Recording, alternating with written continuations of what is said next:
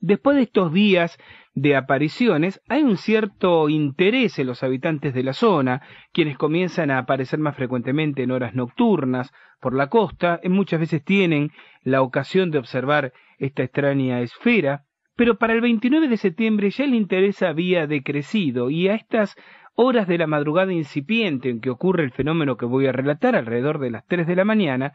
en la playa Los Bateles no quedaba prácticamente nadie, excepto las 4 personas, los 4 testigos que citamos. Se encontraban caminando a la orilla del mar y de pronto ven aparecer otra vez mar adentro, pero les da la sensación que mucho más cercano a la costa esta vez, la esfera roja de la que hablábamos. Pero esta vez parece pulsar 3 veces y emite un haz de luz rojiza que ilumina la superficie del mar prácticamente hasta la misma orilla. Es con la tercer pulsación que los 4 muchachos observan a 2 figuras desplazándose en el agua, saliendo del interior del mar. Supone en principio que se trataban de 2 bañistas que gustaban disfrutar las olas en horarios tan insólitos como esos. Pero a medida que ellos siguen caminando y acercándose hacia estos seres, les llama poderosamente la atención el aspecto de estos 2, y lo entrecomillo, bañistas.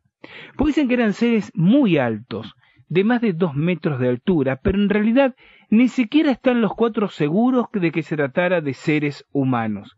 porque si bien su aspecto general era levemente humanoide,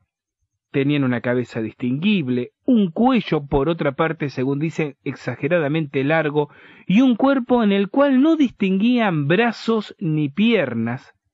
No había facciones visibles y tenían una especie de coloración blancuzca y levemente brillante. Tanto les sorprende, estando aproximadamente a unos 40 o 50 metros de distancia el aspecto de estas 2 figuras,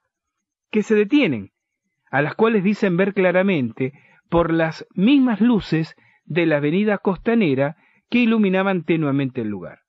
Estas 2 figuras, que aparentemente no se percatan de la presencia de los 4 protagonistas, se adentran en la playa, parecen recostarse recién en ese momento los adolescentes advierten una especie de hoyo rectangular, al cual después van a ver y ven efectivos de la policía al otro día, y describen como una especie de zanja de unos 30 centímetros de profundidad, unos 10 centímetros de ancho y 3 centímetros de alto,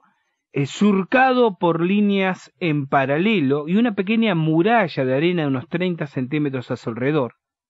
Los jóvenes ignoran si esta especie de zanja estaba cavada con anterioridad o la cavaron los mismos individuos en el momento en que se reclinan, porque las irregularidades de la playa, en el momento en que se agachan y aparentemente se acuestan en el suelo, les impide verlos con claridad.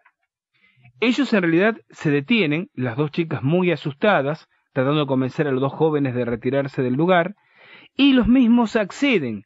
retroceden, hacen un semicírculo en dirección a la altura de la avenida costanera, y ahí se apostan semiocultos detrás de unas rocas para observar el devenir de los acontecimientos.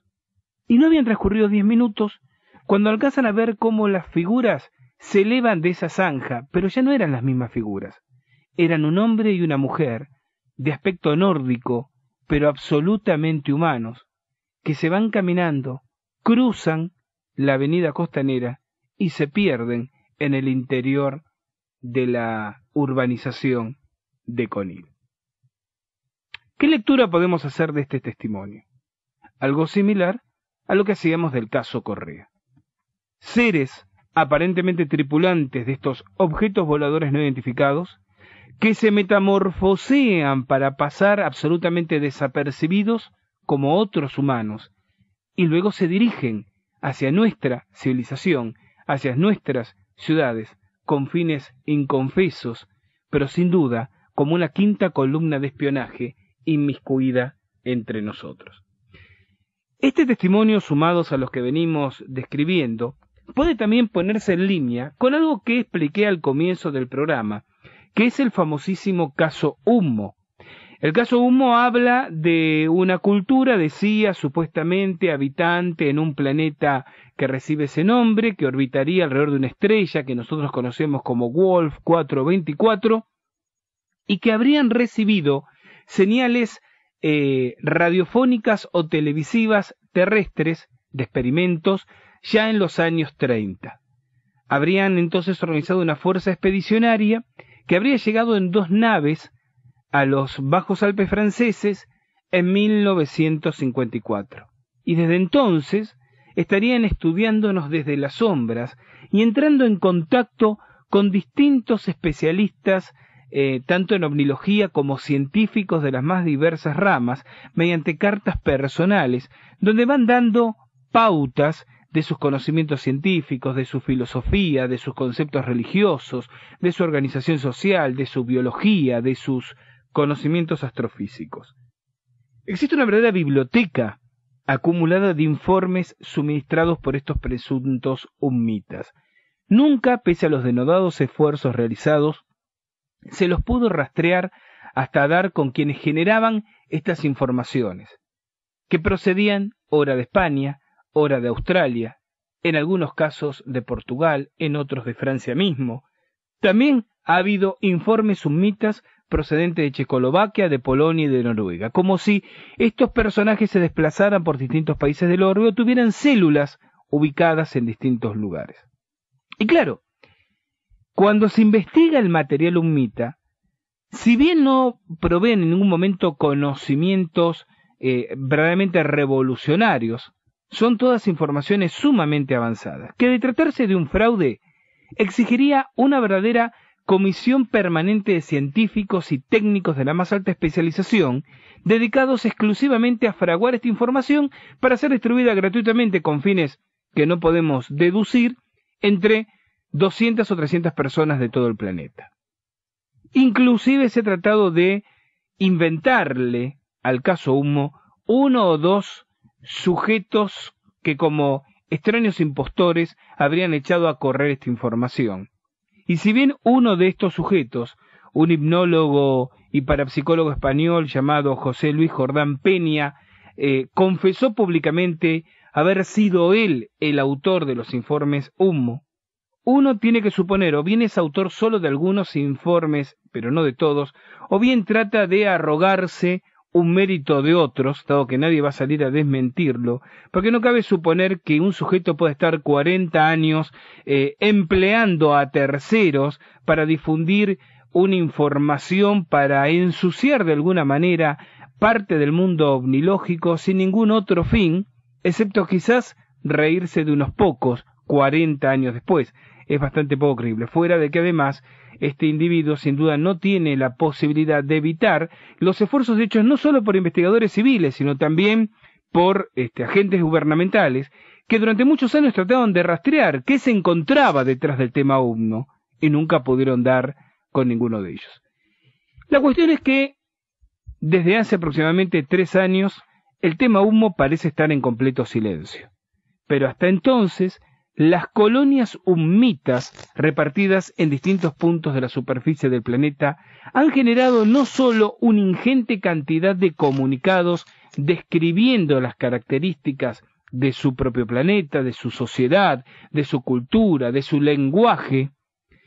sino también han dado ideas para desarrollos tecnológicos que en los últimos años han comenzado a ser desarrollados, valga la redundancia, en distintos lugares de la Tierra. Claro que ninguno de quienes lo han desarrollado ha reconocido recibir esta información de una fuente extraterrestre, aunque sea por lo menos para conservar los méritos del descubrimiento y los royalties que esto significaría. Lo cierto es que muchas de las pautas dadas en los años 60 y 70 por los ummitas se transformaron en conocimientos científicos concretos en los 80 y en los 90. Siempre puede uno suponer una especie de sociedad secreta de científicos absolutamente terrestres y humanos tratando de convencer al resto de la humanidad de la presencia de extraterrestres entre nosotros. Pero también es dable suponer la presencia de extraterrestres tratando de convencer a nuestra sociedad de que es posible de esa manera lenta y paulatina una comunicación entre ambas culturas. Y avanzando con el concepto de los extraterrestres entre nosotros, tendríamos que tal vez detenernos en los casos en los cuales los tripulantes de ovnis, o los hipotéticos tripulantes de ovnis, han manifestado su absoluta convicción de que existen grupos humanos que saben fehacientemente de la existencia de esas células infiltradas.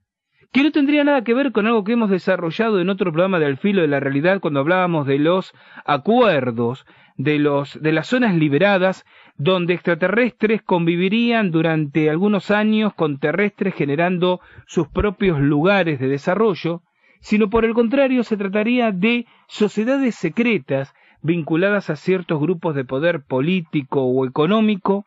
de origen terrestre, pero en contacto permanente con conocimiento extraterrestre. Y aquí comienzan aspectos y aristas muy complejos, muy inclusive peligrosos de ahondar, que tienen que ver con la presunción de que hay un verdadero poder en las sombras, tema que he tocado varias veces en este programa,